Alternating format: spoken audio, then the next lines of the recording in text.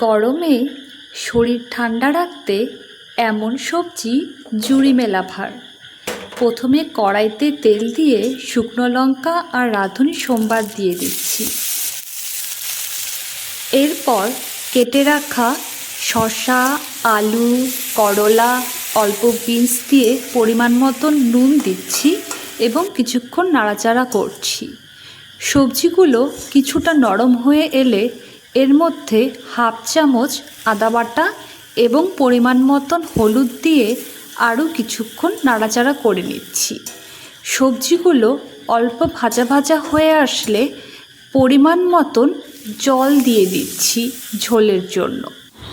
কিছুক্ষণ অপেক্ষা করতে হবে সবজিগুলো ভালো করে সেদ্ধ হওয়ার জন্য।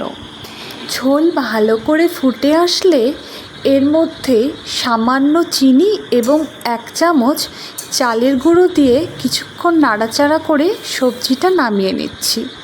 আপনারা চাইলে চিনিটা স্কিপও করতে পারেন।